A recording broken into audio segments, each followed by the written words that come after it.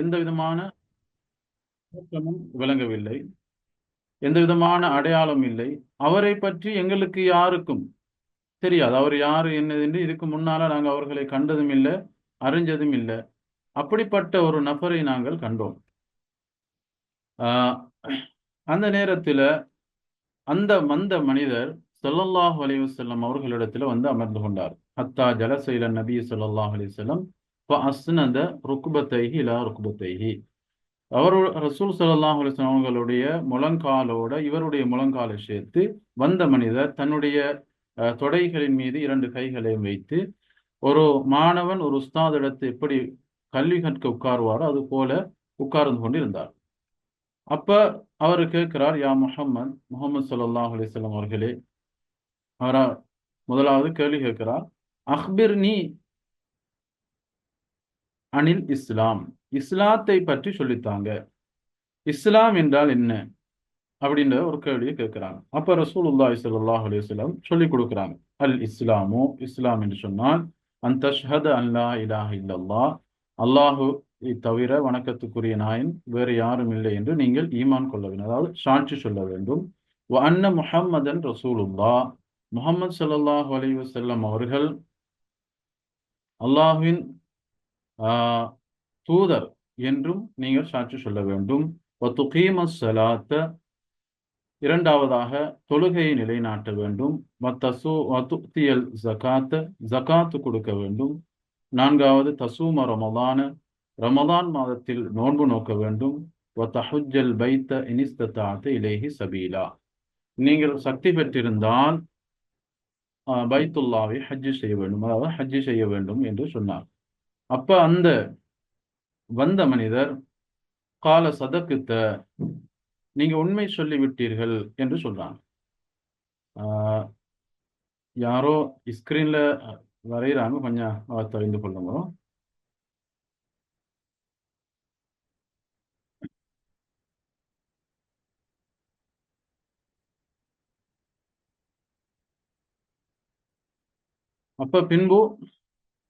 அப்ப இதை கேட்ட சஹாபாக்கள் சொல்றாங்க, நாங்க ஆச்சரியப்பட்டோம். இவரே கேள்வியும் கேட்குகிறார், அவரே கேள்வியும் கேட்குகிறார், அதே சமயத்தில் அவரே அதுக்கான பதிலை சொல்லுகிறாரே. ஒருத்தருக்கு தெரிஞ்ச பதில் தெரிஞ்சதை போல அவர் உண்மைப்படுத்துகிறாரே என்ற ஆச்சரியப்பட்டோம் என்பதாக உமர் ரலியல்லாஹு தஆலா சொல்கிறார்கள். இந்த இடத்துல இந்த ஹதீஸை நான் நிப்பாட்டிக் கொள்கிறேன். அதாவது இஸ்லாத்தை பத்தி இந்த இடத்துல கேட்கப்பட்ட போது ஸல்லல்லாஹு அலைஹி வஸல்லம் அவர்கள் கலிமா சொல்வதை சொல்லி காட்டினார்கள். தொழுகையை நிலைநாட்ட வேண்டும், ஜகாத்து கொடுக்க வேண்டும், ரமதான் மாதத்தில் நோன்பு நோக்க வேண்டும், ஹஜ் செய்ய வேண்டும். இந்த 5 விடயங்களை சொல்லி காட்டினாங்க. இப்ப இந்த 5 விடயங்களையும் ஒவ்வொரு விஷயத்தையும் இமாம்கள் ஆராயும் பொழுது அதில் இதை எவ்வாறு செய்ய வேண்டும், இதனுடைய ஷரத் என்ன, ஃபர்த் என்ன, சுன்னத் என்ன, இதுக்கு துணை சட்டங்கள் என்ன, இப்படி தேடும்போதுதான் ஒவ்வொரு கலை உருவாகுது. இந்த இஸ்லாம் பற்றி கேட்கப்பட்ட கேள்வியை வந்து அந்த அந்த கிடைத்த பதிலை டெவலப் பண்ணும்போது ஃபிக்ஹ் என்று சொல்லக்கூடிய இஸ்லாமிய அந்த ஃபிக்ஹ் என்று சொல்லும் நாங்கள் அந்த கலை உருவாகிறது. ஃபிக்ஹ் என்ற இஸ்லாமிய மார்க்க சட்ட கலை உருவாகிறது. இப்போ துகீமஸ்ஸலா, தொழுகையை நிலைநாட்டிடுங்க என்று சொன்னால் எப்படி தொழணும், எத்தனை நேரம் தொழணும், தொழுகையுடைய ஃபர்த் என்ன, தொழுகையுடைய சுன்னத் என்ன, தொழுகையை முறிக்கக்கூடிய காரியங்கள் என்ன, என்னென்ன செய்யக்கூடாது, தொழுகைக்கு முன்னால் இருக்கக்கூடிய விஷயங்கள் என்ன. அதாவது தொழுகைக்கு தொழணும் என்று சொன்னால் அவருக்கு உதவு செய்ய வேண்டும். அப்போ உதவு செய்யணும் என்றால் என்ன வேணும், அதுக்கு தண்ணி வேணும். தண்ணி வேணும் என்றால் அந்த தண்ணி எவ்வாறான தண்ணியாக இருக்கணும். அப்ப அந்த தண்ணி இல்லாட்டி என்ன செய்யுது, அப்ப தயமம் செய்ய வேண்டும். தயமத்துக்கு எப்படி மண் வேணும், அந்த மண்ணுடைய ஷரத்தனை, இப்படி அந்த பாடத்தை டெவலப் பண்ணும் பொழுதோ அப்படியே ஒரு கலை அங்கிருந்து உருவாகுது. அதுபோலதான் ஒவ்வொரு விஷயமும் ஈமானை பற்றி கேட்கப்பட்ட போது வந்த பதில்களை வச்சு அகீதா உருவானது. எஹ்சானை பற்றி கேட்கப்பட்ட போது அங்கே தசவுப் என்று சொல்லக்கூடிய கலை உருவானது. இப்படி ஒவ்வொரு கேள்விக்கும் கேட்கப்பட்ட அந்த சொல்லப்பட்ட அந்த பதில்களை வைத்து ஒவ்வொரு கலை உருவாகுது. நாங்க முதலாவது படிக்க இருக்கிறது வந்து ஃபிக்ஹ் பாடம். முதலாவது இந்த பாடத்துக்கு அடிப்படையாக ஃபிக்ஹ் ஷாஃபி மதுஹப் அடிப்படையில் ஃபிக்ஹ் பாடம் ஆரம்பிக்கிறதா சொன்னால் முதலாவது எங்களுக்கு தொழுகை தான் கடமை. அப்ப அந்த தொழுகைக்கு உறுதுணையாக இருக்கக்கூடிய சட்டங்கள்ல இருந்தான் எல்லா இமாம்களும் பாடங்களை ஆரம்பிப்பாங்க. அந்த அடிப்படையில முதலாவது பாடம் நாங்க பார்க்க இருக்கிறோம் நீரின் வகைகள். அதாவது தொழுகைக்கு உது கட்டாயம், யாருக்கு உது இல்லையோ அவருக்கு தொழுக கூடாது. அப்ப அவருக்கு அந்த உதுவை செய்யறதுக்கு நீர் வேணும். அப்ப அந்த நீர் எப்படி இருக்கணும் என்பதிலிருந்து தான் இந்த பாடம் ஆரம்பிக்கப்படுகிறது. இன்ஷா அல்லாஹ் முதல் கட்டமாக நாங்கள் அதைத்தான் பார்க்க போகிறோம். சுருக்கமாக நான் சொல்லிக் கொண்டு போகிறேன். ஏதாவது திருத்தங்கள் இருந்தால், அதாவது கேள்விகள் இருந்தால் கடைசியில் கேட்டுக்கொள்ளலாம். அப்படி இல்லாட்டி வாட்ஸ்அப் குரூப்பில் பாடம் முடிஞ்சதுக்கு பின்னால் அந்த கேள்விகளை கேட்கலாம். அல்லது இந்த பாடங்கள் ஏதாவது இந்த முறையில் மாற்றி கொண்டா நல்ல மண்ட கருத்துக்கள் இருந்தால் அதையும் சொல்லலாம். உங்களுக்கு அந்த உரிமை முழுமையாக இருக்கிறது. தண்ணியை மூன்றாக பிரிக்கிறார்கள். தண்ணியை மூன்றாக பிரிக்கிறார்கள். முதலாவது அத்தஹூர், இரண்டாவது அத்தாஹிர், மூன்றாவது நஜீஸ். இதை நாங்கள் தமிழ்லையும் மொழிபெயர்த்திருக்கிறோம். உங்களுக்கு விளங்கணும் என்பதற்காக வேண்டி நீரின் வகைகள் மூன்றாக பிரியுது. ஒன்று மாவு தஹூர், மிக சுத்தமான நீர். இரண்டாவது மாவு தாஹிர், சாதாரண சுத்தமான நீர், பிறரை சுத்தப்படுத்தாது, அதற்கு விளங்கப்படுத்துவோம். மூன்றாவது மாவு நஜீஸ், அதாவது அசுத்தமான நீர். இதுல முதலாவது பகுதிதான் அத்தஹூர் என்று சொல்லக்கூடிய நீர். தஹூர் மிக சுத்தமான நீர். இந்த தண்ணீர் எதுன்னு கேட்டால் இதனுடைய சட்டம் முதலாவது இது தானும் சுத்தம், பிறரையும் சுத்தப்படுத்தும். அதாவது எங்களுக்கு உது செய்யலாம், கடுமையான குளிப்புகளை குளிக்கலாம். இதெல்லாம் இந்த தண்ணீரினூடாக செய்ய முடியும். இது என்ன தண்ணீர்னு கேட்டால் பொதுவாக அல்லாஹ் சுப்ஹானஹு வ தஆலா படைத்த இயற்கையான நீர்களை சொல்லலாம். அதாவது மழை நீர், கிணற்றுல வரக்கூடிய ஊற்று நீர், ஆற்று நீர், அதே போல கடல் நீர். இதுவும் பொதுவான நீர் தான். கடல் நீரில் சிலாக்களுக்கு சந்தேகம் வரும், அதில் உப்பிரிக்கை உழுவெடுக்கமாண்டி. அதில் எந்த விதமான பிரச்சனையும் இல்லை. அது இயற்கையானது. எனவே அதில் பரலான குளிப்பை குளிக்கலாம், உது செய்து கொள்ளலாம், எல்லாம் அதில் செய்து கொள்ளலாம். அப்ப இந்த தண்ணீர் நஜீஸாகும் கூடிய முறை இருக்கிறது. அது நாங்க பின்னால நாங்க சொல்லுவோம் இப்படி நஜீஸ் ஆகும்னு சொல்லி. அப்ப இந்த நீர்கள் பொதுவாக ஒரு குளத்தை எடுத்துக்கொண்டோம்னு சொன்னா குளத்துல நீர் இருக்குது, அல்லது ஒரு கிணற்றுல நீர் இருக்கும். இந்த நீரை நாங்க அதுல இயற்கையாக சில மாற்றங்கள் வந்தால், அதாவது அந்த கிணற்றில ஒரு சேரு, சூரியன்னு சொல்லுவாங்க, சேருன்னு சொல்லுவாங்க, அதனுடைய கலர் மாறி, அதனால அந்த தண்ணீரை கலர் மாறி. சில நேரங்கள்ல குளங்கள்ல புதிதாக மழை பெஞ்சு தண்ணி சேரும்போது அந்த குளத்துடைய தண்ணிகள் மாறும். அப்ப அதுல சுரியின் காரணமாக மிச்சம் காலம் நீடித்திருப்பதனாலேயும் கலர்கள் மாறக்கூடிய அமைப்புகள் இருக்கு. பாசி போன்றவைகள் கிணற்றுல குளங்கள்ல அப்படியான விஷயங்கள்ல பாசிகள் கட்டியிருப்பதனாலே அதனுடைய தண்ணியுடைய மாற்றங்கள் ஏற்பட்டிருக்கும். இவ்வாறு நிலைமைகள் இருந்தால் அந்த நீர் அசுத்தமாக மாட்டாது. இது இயற்கையாக தவிர்க்க முடியாது. புதிதாக ஒரு விஷயம் உளுந்து அந்த தண்ணீர் கலக்கப்பட்டு அதன் மூலமாக ஒரு மாற்றம் ஏற்படும் பொழுதுதான் அது நஜீஸ் ஆகும். அந்த பாடத்தை நாங்க நஜீஸுடைய பாடத்தில் இன்ஷா அல்லாஹ் பார்ப்போம். அப்ப ரெண்டாவது இதுக்கு நாங்க ஆதாரம் இருக்கிறது. இந்த ஹதீஸுக்கு இது சுத்தமானது என்பதற்கான ஆதாரம். அதாவது ஒருமுறை ரசூலுல்லாஹி ஸல்லல்லாஹு அலைஹி வஸல்லம் அவர்கள் சஹாபாக்களோட பள்ளி வாயில் இருக்கும்போது, இந்த ஹதீஸ் புகாரியில் வரக்கூடிய ஹதீஸ், ஒரு காட்டரபி வருகிறார். அந்த காட்டரபி பள்ளி வாயிலே சிறுநீர் கழித்து விடுகிறார். உடனே சஹாபாக்கள் அவரை தடுப்பதற்காக முனையும் போது ரசூல் ஸல்லல்லாஹு அலைஹி வஸல்லம் அவரை தடுக்க வேண்டாம், விடுங்கன்னு சொன்னாங்க. சொல்லிவிட்டு அவர் முழுமையாக அந்த இடத்துல சிறுநீர் கழித்து விட்டு அவர் போயிட்டாரு.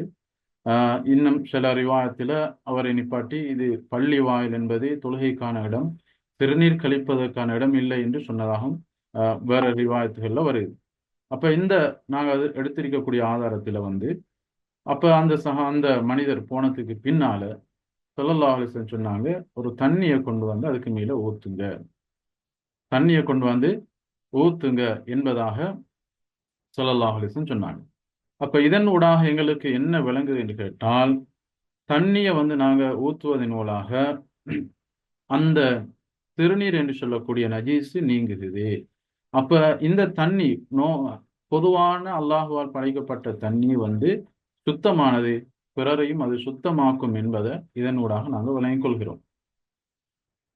இரண்டாவது தண்ணி தான் மாவு தாஹிர் என்று சொல்லக்கூடிய தண்ணி. இது வந்து தான் சுத்தமானது, பிறரை சுத்தப்படுத்த மாட்டாது. இது தான் சுத்தம், அது சுத்தமாக இருக்கும், ஆனால் பிறரை சுத்தப்படுத்த மாட்டாது.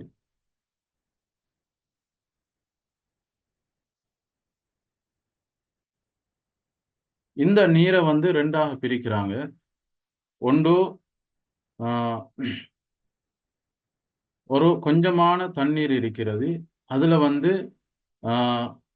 ஒரு ஃபர்த குளிப்பா ஒரு உலுவ செஞ்சிருக்காரு, அல்லது ஒரு குளிப்ப கடமையாக அந்த குளிப்பை குளிச்சிருக்கிறாரு. ஆனால் அது வந்து குள்ளத்தினை விட குறைவாக இருக்கக்கூடிய தண்ணீராக இருக்கு. அப்ப இந்த தண்ணீர் வந்து இன்னொரு சுத்தத்துக்காக வேண்டி, இன்னொரு உலுவ செய்யறதுக்காக வேண்டி, இன்னொரு குளிப்பதற்காக வேண்டி எடுக்க முடியாது. ஏனென்றால் குள்ளத்தேனை விட குறைவாக இருக்கு. குள்ளத்தேன் என்றால் என்ன என்பதை நாங்கள் கடைசியில் சொல்லுவோம் இன்ஷா அல்லாஹ், அதனுடைய அளவுகளை. அப்ப அது குள்ளத்தேனை விட குறைவாக இருப்பதனால அந்த தண்ணீர் எடுக்க இயலாது. நாங்கள் ஒரு சின்ன ஒரு வாளி ஒன்றில் நாங்கள் என்ன செய்யறோம், கையை போட்டு உழுவு எடுக்கிறோம். கையை போட்டு உழுவு எடுக்கலுமான்னு கேட்டால் எடுக்கலும். அதுக்கு ஒரு முறை ஒன்று, நீயத்தொண்டிக்கு. அதுக்கு சொல்லுவாங்க, அந்த கைகளை, எங்களுடைய கரங்களை வந்து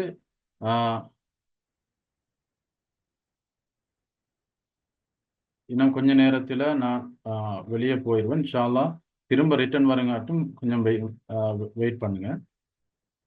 40 நிமிஷம் முடிய உடனே இதுக்கு தானாக கட் ஆகும். எனவே இன்ஷா அல்லாஹ், அப்ப இது வந்து தன்னுடைய கையை வந்து ஒரு பாத்திரமாக நினைத்து குள்ளத்தினை விட குறைய உள்ள ஒரு ஏனத்துக்குள்ளால இருக்கக்கூடிய தண்ணிக்கு கையை போட்டு எடுத்து உழு செய்யலாம். ஆனால் ஒழு செய்யும் போது வடியக்கூடிய தண்ணீர்கள் அதில் வடியக்கூடாது. வெளியால் நாங்கள் அது வடியாத முறையில் ஓரமாக நாங்கள் கழுக வேண்டும். அது ஒரு முறை ஒன்று இருக்கு, முழுமையாக நாங்கள் சொல்லி தருகிறோம். இந்த மாவு தாஹிர் இதுக்கான ஆதாரம் புகாரி முஸ்லிமில் வரக்கூடிய ஒரு செய்தி தான்.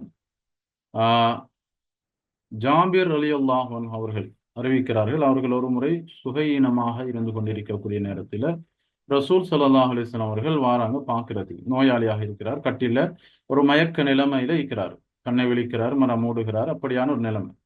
அப்ப ரசூல் ஸல்லல்லாஹு அலைஹி வஸல்லம் வந்து உது செய்யறாங்க. உது செய்து அந்த தண்ணியை வந்து உது செய்த தண்ணியை, ரசூல் ஸல்லல்லாஹு அலைஹி வஸல்லம் உது செய்த தண்ணியை ஜாபிர் ரலியல்லாஹு அன்ஹுடைய மேல தெளிக்கிறாங்க. என்றால் அந்த பரக்கத்தினால் அவங்களுக்கு நோய் குணமாக வேண்டும் என்பதற்காக. அப்ப ரசூல் ஸல்லல்லாஹு அலைஹி வஸல்லம் உது செய்த அந்த தண்ணீரை ஒரு மனிதருக்கு தெளிவிக்கிறார் என்றால், அப்ப அந்த தண்ணீர் சுத்தமானது. அதை நாங்கள் விளங்கி சட்டத்தை நாங்கள் எடுத்துக்கொள்ளும் ஆதாரத்தை. அது பிறரை அது சுத்தமாக்குமான்னு கேட்டால் அது பிறரை சுத்தமாக்க மாட்டாது. அது சுத்தம், பிறரை அது சுத்தமாக்க மாட்டாது. அப்போ ஒரு பரலான சுத்தத்தை செய்வதன் ஊடாக பாவிக்கப்பட்ட அந்த நீர் அது தான் சுத்தமானது. அதனால் தான் நபி ஸல்லல்லாஹு அலைஹி வஸல்லம் அவர்கள் ஜாபிர் ரலியல்லாஹு அன்ஹு மீது அந்த தண்ணீரை ஊற்றினார்கள். ஒருவேளை அது சுத்தம் இல்லாம அந்த நீர் இருந்திருப்பது ஸல்லல்லாஹு அலைஹி வஸல்லம் ஊற்றிருக்க மாட்டாங்க.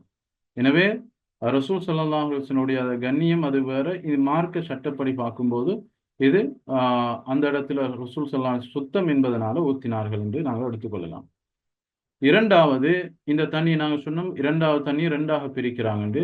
அதுல முதலாவது ஃபர்துக்கு செய்யப்பட்ட தண்ணி, கொஞ்சமான தண்ணி. ரெண்டாவது சுத்தமான தண்ணீர், ஆனால் அதுல வந்து வேற வஸ்துக்களை, சுத்தமான வேற வஸ்துக்களை இந்த கலக்கப்பட்டிருக்கு, போடப்பட்டிருக்கு.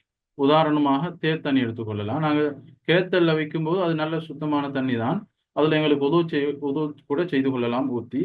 ஆனால் அதுல சாயத்தை நாங்க போட்டுட்டோம்னு சொன்னால் அப்ப அது வந்து தண்ணீர் மாறிட்டு, இப்ப அந்த சாயத்தை போட்டதன் காரணமாக அது வந்து தஹூர் என்ற நிலைமையிலிருந்து தாஹிர் என்ற நிலைமைக்கு மாறிட்டு.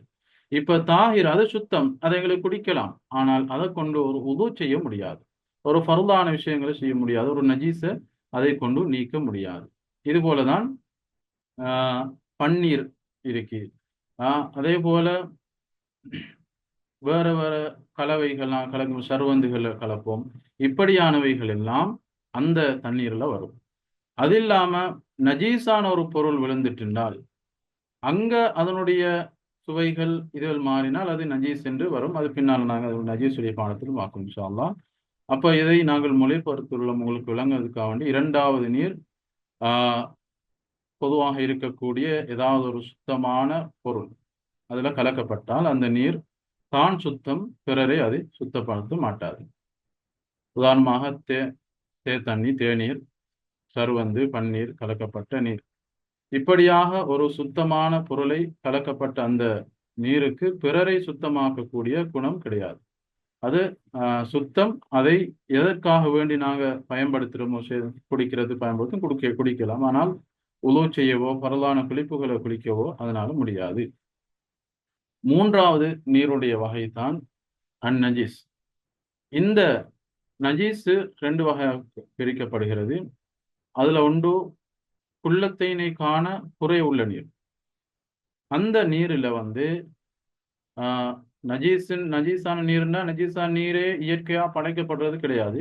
சுத்தமான நீர் தான். அந்த சுத்தமான நீர்ல நஜீஸான ஒரு பொருள் விழும். அந்த விழுவதன் மூலமாக அந்த தண்ணீர் நஜீஸ் என்ற சட்டத்தை வருவாங்க. குள்ளத்தினை காண குறைவாக இருக்கக்கூடிய ஒரு நீர், அந்த தண்ணீர்ல ஏதாவது ஒரு நஜீஸான பொருள் விழுந்தால் அந்த பொருள் விழுவதனூடாகவே அந்த தண்ணீர் நஜீஸாகும். அதனுடைய சுவையோ அல்லது அதனுடைய நிறமோ அதனுடைய வாசமோ மாற வேண்டிய அவசியம் இல்லை. ஏன்? அந்த தண்ணீர் குள்ளத்தினை காண குறை இருக்கிறது என்பதற்காக. குள்ளத்தின் என்றால் நாங்கள் கடைசியில் சொல்லி தரும் அளவுகளை. அப்ப இந்த அளவு குள்ளத்தினைக்கான குறைவு இருப்பதனால நஜீஸ் விழுவதனூடாகவே அங்க அந்த தண்ணீர் நஜீஸாகி விடும். அப்ப அதன் மூலமாக எந்த விதமான சுத்தங்களும் எங்களுக்கு செய்ய முடியாது.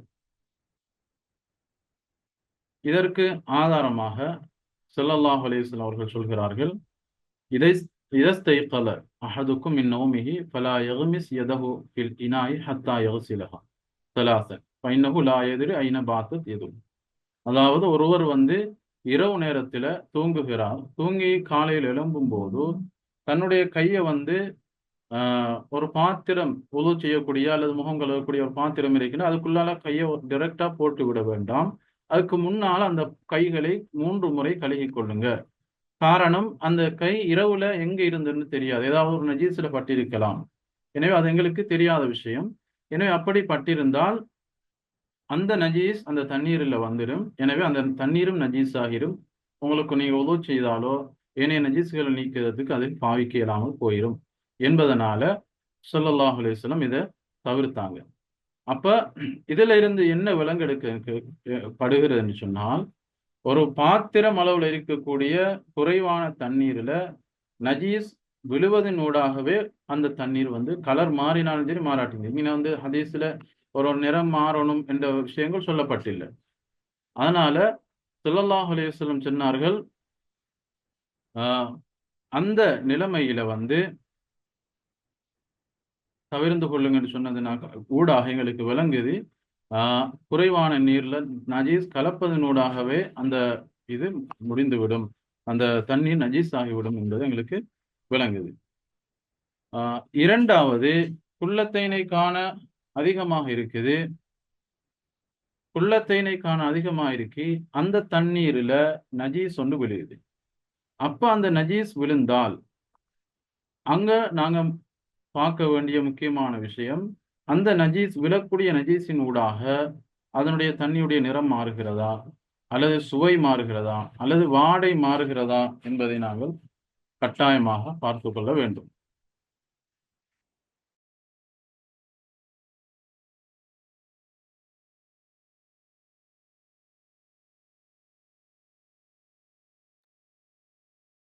எனவே இன்ஷா அல்லாஹ்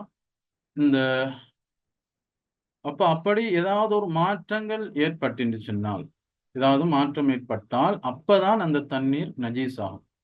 அப்படி இல்லாட்டி அது எந்த விதமான மாற்றமும் நடக்க இல்லை, சுவையும் மாற இல்லை, கலரும் மாற இல்லை, அதே போல அதனுடைய வாடையும் வர இல்லை என்று இருந்தால் அந்த தண்ணி சுத்தம்தான்.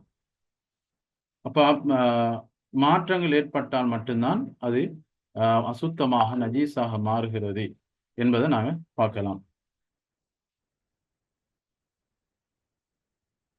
இதை உங்களுக்கு விளங்குறதுக்கு நான் தமிழாலையும் அந்த விஷயத்தை இரண்டாவது குள்ளத்தேனை காண அதிகமாக இருக்கக்கூடியது நான் சொன்னதுதான், அது தமிழான நாங்கள் கொஞ்சம் டிரான்ஸ்லேட் பண்ணி போட்டிட்டோம். குள்ளத்தேன் குள்ளத்தேன் என்று சொன்னால் இது பக்தாது கணக்கொண்டு போட்டிருக்கு. எங்களுடைய கணக்குப்படி கிலோ கணக்கில் பார்த்தால் 192 கிலோகிராமும் 857 கிராமும் அந்த அளவுக்கு தண்ணி இருக்கணும். அதை நாங்கள் அப்படி நிறுத்து பார்க்கலாது. எங்களுக்கு ஒரு தொட்டியுடைய அளவு வச்சு பார்க்கறது நான் சைட்டால் போட்டிருக்கேன் பாருங்க. ஒரு தொட்டியில வந்து நீளம் 1.25 அளவும், அகலத்தால் 1.25 அளவு, ஆழத்தால் அந்த பக்கெட்டாக இருந்தால் பக்கெட்டுடைய ஆழத்திலையும் 1.25 அடி இந்த கை முலம் இருக்கணும். ஒரு கையை வந்து அதனுடைய ஒரு கை இருந்துச்சுன்னா அந்த அடையாளம் நான் போட்டிக்க உங்களுக்கு விளங்கமாய்க்கும். அந்த முலத்துல 1.25 முலம் அகலம் இருக்கணும், அதே போல ஆழமும் இருக்கணும், நீளமும் இருக்கணும். இந்த முறையில ஒரு பாத்திரத்தை நீங்க உங்களுக்கு செக் பண்ணி பார்த்து கொள்ளலாம். ஒரு பாத்திரத்தை எடுத்து நீங்க செக் பண்ணி பாருங்க. அப்ப அதாவது குள்ளத்தைனை நாங்கள் பார்த்து கொண்டிருந்தோம். இந்த குள்ளத்தைன் என்பது முலம், கையுடைய முலம் அளவு வச்சு நாங்கள் பார்த்து கொள்ளலாம். உங்களுக்கு பார்த்தா விளங்கும்.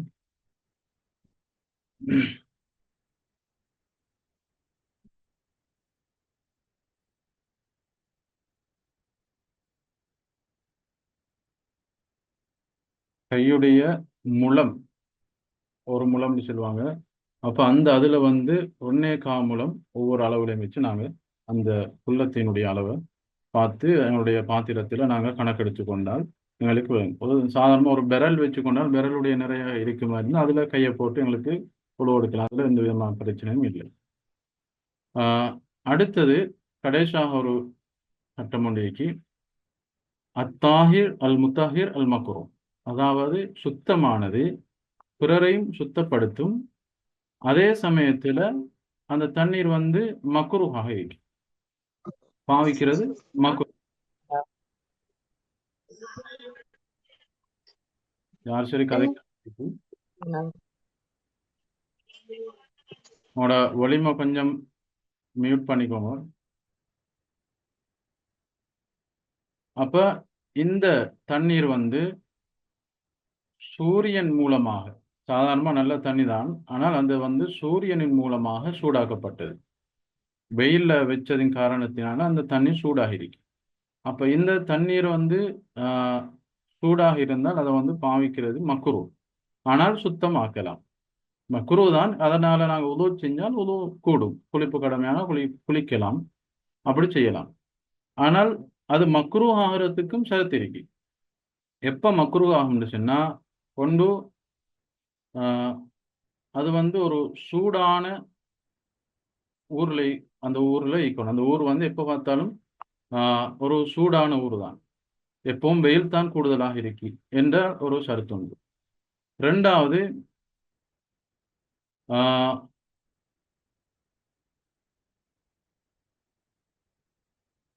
அதாவது தங்கம் வெள்ளி இல்லாத பாத்திரங்கள்ல வைக்கப்பட்ட இரும்பு அல்லது நுகாசு, அதாவது செம்பு போன்ற பாத்திரங்கள்ல வைக்கப்பட்டிருக்கு, அல்லது வேற ஏதோ ஒரு பாத்திரம்,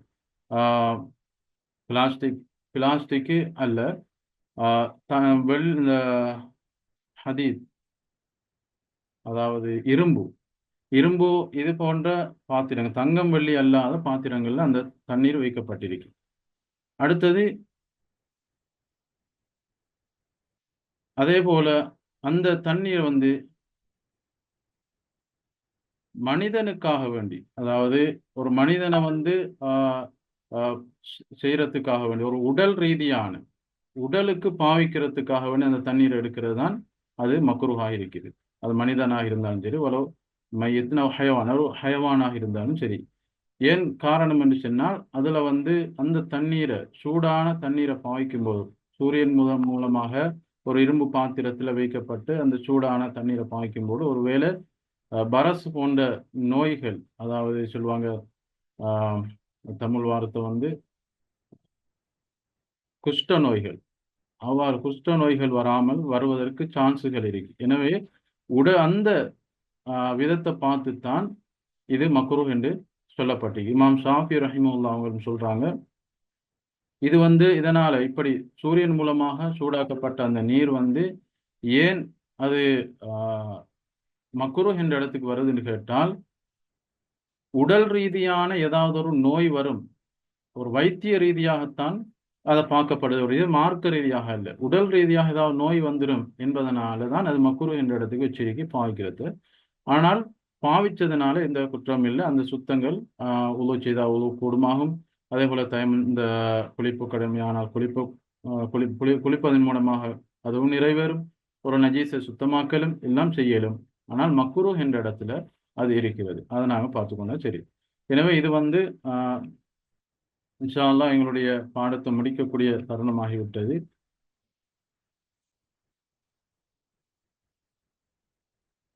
சுருக்கமாக நாங்கள் இந்த பாடத்தை பார்ப்போம் என்று சொன்னால், தண்ணீரை பொதுவாக எடுத்துக்கொண்டால் அது வந்து 3 பங்காக பிரியுது.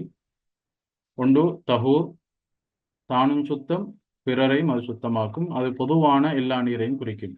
அதாவது கிணற்று நீர், ஆற்று நீர், கடல் நீர், இப்படி இருக்கக்கூடிய எல்லா பொதுவான நீரையும் குறிக்கும்.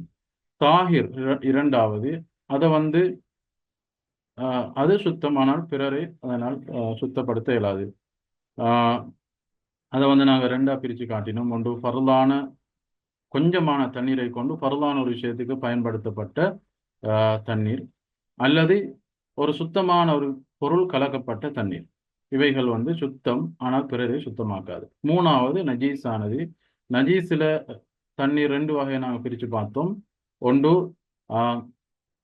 குள்ளத்தேனைக்கான குறைவான தண்ணி, அதுல வந்து நஜீஸ் ஒன்று விழுந்தால் விழுவதனாலே அது நஜீஸ் தான், அதை பாய்க்கலாது. குள்ளத்தேனை கூடுதலாக இருந்தால் அதனுடைய நிறங்கள் மாற வேண்டும், அல்லது அதனுடைய சுவையோ அல்லது அதனுடைய வாடையோ மாற வேண்டும். அப்படி மாற்றங்கள் ஏதாவது ஒரு மாற்றம் இருந்தாலும் போதும், அது நஜீஸ் ஆகும். அப்படி இல்லை என்று சொன்னால் அந்த தண்ணீர் சுத்தமானது தான்.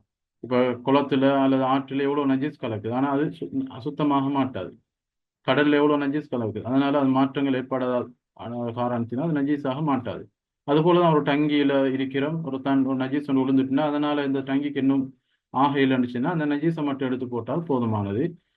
அதே சமயத்துல ஒரு குள்ளத்தேனைக்கான குறைவான நீராக இருந்தால் அந்த நீரை வந்து குள்ளத்தேனை நஜீஸ் விழுந்துட்டு இப்ப அதை எப்படி சுத்தமாக கொண்டு கேட்டால், அந்த தண்ணீரை இன்னும் ஊற்றுவதன் மூலமாக, அதற்கு மீளால இன்னும் தண்ணீரை ஊற்றி குள்ளத்தேனைக்கான கூடுதலாக அந்த தண்ணீரை வந்து நாங்க ஆக்கிட்டோம் என்றால் அதுக்கு பிறகும் அதனுடைய மாற்றங்கள் எதுவும் இல்லைன்னுச்சுன்னா அது சுத்தமாகி விடும்.